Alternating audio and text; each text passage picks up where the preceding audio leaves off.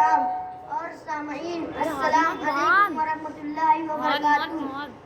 15 اگست سن 1947 کو ہمارے ملک ہندوستان کو آزادی ملی، لیکن ملک کے نظام کو باقاعدگی سے چلانے کے لیے کوئی قانون یا ضابطہ نہیں تھا۔ چنانچہ ہمارے ملک کا پہلے صدر جمہوریہ ڈاکٹر راجندر پرساد کو حکم سے وضع قوانین کے لیے ایک کمیٹی تشکیل دی گئی اور اس کا صدر ڈاکٹر بابا صاحب امبیڈکر کو منتخب کیا گیا۔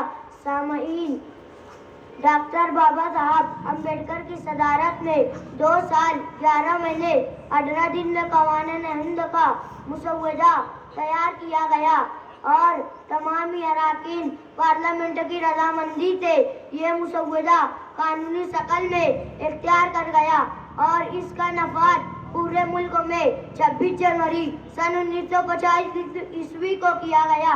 اس لیے ہم ہر سال 26 جنوری کو ہمارے ترنگے کو سلامی پیش کرتے ہیں۔ معزز سامعین، میں فخر سے کہتا ہوں، ہمارا ملک پوری دنیا میں سب سے بڑا جمہوریہ ملک ہے۔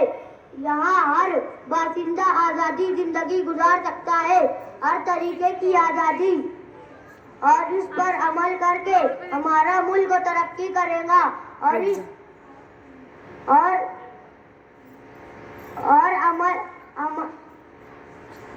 اس کے عمل پر ہمارا ملک ترقی کرے گا اور امن و سکون کا ماحول بنا رہے گا۔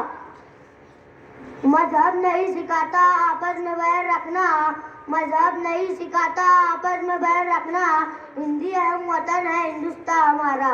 السلام علیکم ورحمۃ اللہ وبرکاتہ۔